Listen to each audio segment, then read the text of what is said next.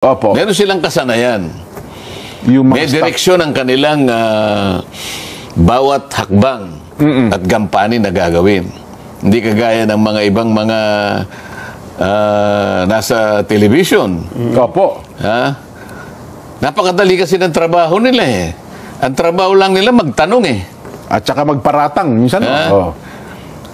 Pero kahit kailan, itong mga ito, hindi pa sila nalagay sa kalagayan na sila naman ang tinatanong. Nako. Di ba? Oh, parang nahihinuha ako na. Kasi, kasi tinangka ko na ipatawag doon sa ABS-CBN hearing nung kanyang renewal. Opo.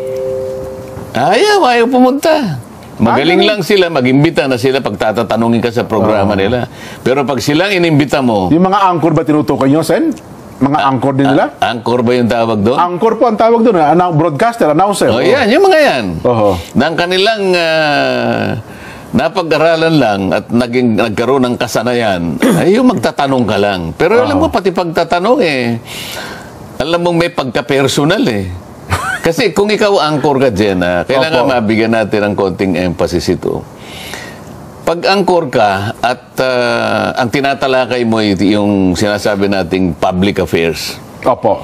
makikinabang ang tao dito Sapagkat lalong-lalo na kung alam nilang ikaw ay matagal na dyan sa profession na yan.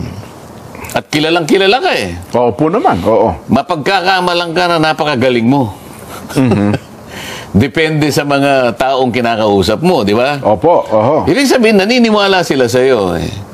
Nagkakaroon sila ng paniniwala na maaaring lahat ng naririnig nila, lalo na sa pagtalakay mo ng mga issues, nakakakuha sila ng mga batayang impormasyon na nakapagbibigay sila ng iba yung kaalaman. Magmumold dyan sa isipan ng tao. Ngayon, pananagutan mo bilang anchor na huwag ka maging bias, Ay. Kailangan kailangan objective ka para hindi mo mailigaw ang tao sa paniwala na dahil nga sa pagtatanong mo, akala mo yung taong pinararatangan mo, akala mo'y ganon. Tama. Kapag hindi ka objective, pag hindi ka nasa gitna, hindi ka dapat nandun Sa akin lang. Sa akin lang. Kasi ang responsibilidad mo, napakalaki. Kumbaga, public property ka na Totoo po naniniwala sa'yo, nakikinig sa'yo ang tao. Na yun Tama. Kasi kung sino-sino lang halimbawa, biglang gumawa ng programa si Saito. Di ba? Opo. Palagay ko, hindi naman magagalit sa atin si Saito. Baka walang makinig kay Saito Mga 3 siguro nakikinig. Pero sila, halos pag nakitang ganyan, nakikita mo talagang makakapag-influence. May mga followers po talaga. May followers sila. Opo. Kaya kailangan maging objective ka o kaya ipakita mo na pwede kang maging independent-minded.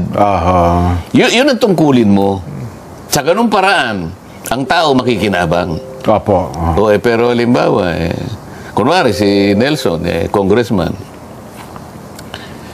Bakit naman si Nelson nilagay sa sa isang committee sa Committee on Sports? Ano namang alam na mga ganon? Bakit mo may side comment pa? Bakit mo naman miminosin naman ang kakayahan? Ba't kilala mo ba si Nelson, si Congressman Nelson? Hindi mo ang kilala Diba? Rin kilala niya sa pangalan, pero yung katauhan at kakayahan niya, baka hindi niya alam. Tingnan mo yung balat ni Nelson. Hindi man maputi ka niya. Bakit nilagay mo sa sports? Okay sana, San, kung talagang tinitingnan lang yung qualification. Pero kung may mga nauna pang pangyayari, ang tanong ay, paano nanalo yung taong yan? Yun na nga Sa umpisa pa lang, hindi mo na napakita na ikaw ay may kakayahang maging objective.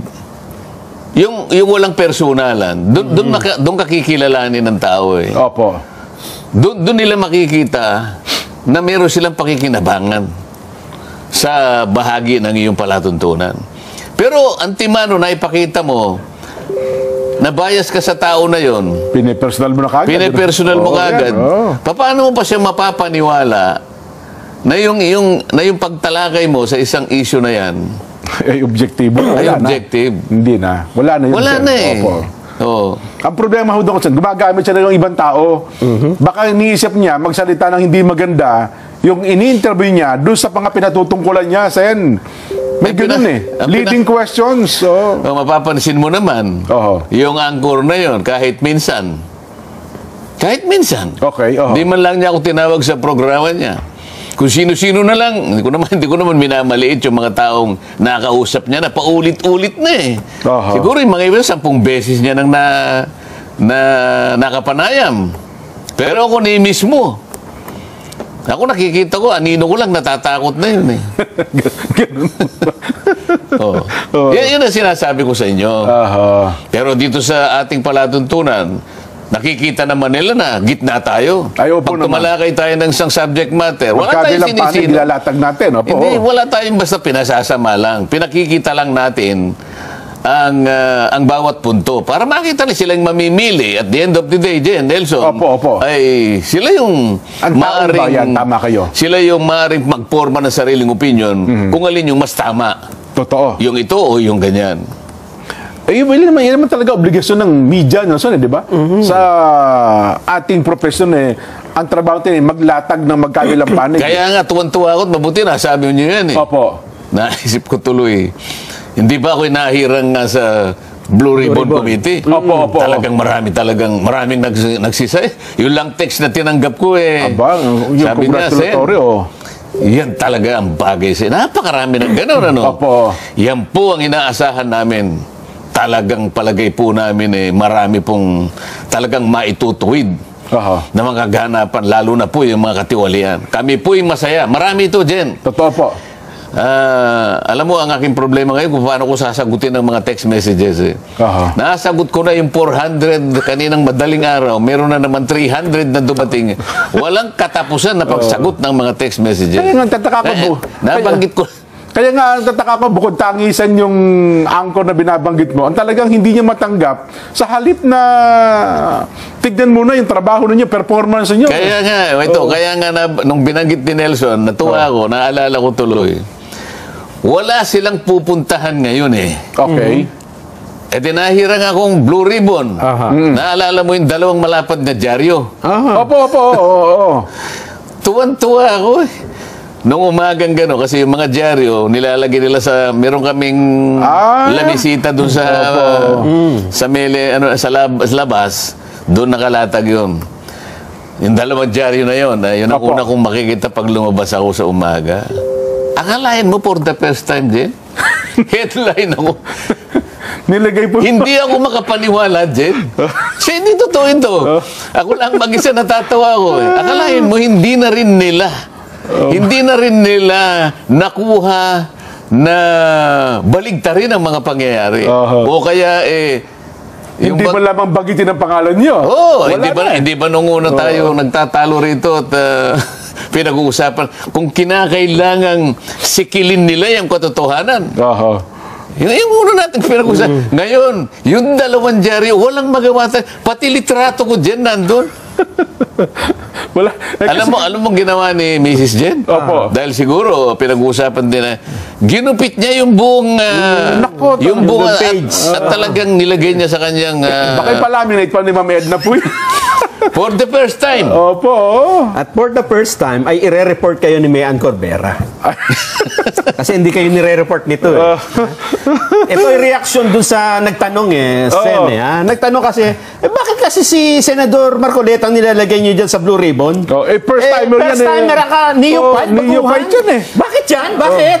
Katangian sapagkat ang kanilang gawa hindi kakaiba. Okay. Di ba kakaiba? At doon nga, kahit walang resolution doon I mean, moto proprio pa. Moto proprio. Opo. Pagka naisip ng chairman, sige, simulan ninyong mag-build up ng case dito sapagkat ito ay nabanggit ng Pangulo sa kanyang SONA kamakailan lang. Opo. Alam nga namang hindi tayo maging alerto sa mga bagay-bagay na Pangulo na mismo ang nakapansin. Opo. Napansin din naman ng mga iba. Kaya lang opisyal na binanggit ng Pangulo. Di ba? Tama po. At hindi lang binanggit. Tinakot pa sila, di ba? Yun na nga. Ano sabi? May mga pasaring pa ang Pangulo. Hindi pasaring, diniretso Ano sabi niya, Nelson? Mahiya naman kayo. Mahiya. Sino kinakausap niya, Jen? Yung mga mambabatas po, nasa... Hindi naman yung mambabatas. Di ba? Yung mga Oo. nasangkot sa... Akala ko yung mga Hindi, mambabatas. kaharap niya, di ba? Opo. Yung audience niya, mga mambabatas. Opo. At saka sinabi niya, kailangang masiyasat yan. Ay bakit nga naman hindi? Isip-isipin mo pagka ikaw ay binaha, napakaraming mga propriedades mo, mga kasangkapan, lahat. Sira, nawala. you know. Pati trabaho mo, pati mobility mo, lahat. Mag-aalala ka. Pati pagpasok ng mga anak mo kung paano. Bukod pa dun sa talagang malalagay sa bingit ng alanganin o maaring sa disgrasya pa ang buhay ng pamilya mo. Ito sa huli, Sen, ha? 30 mahigit na namatay, Sen.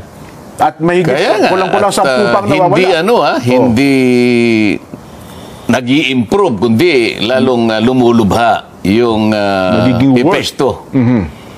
Palagay ko yung sinabi niyang mahiya naman kayo is an understatement.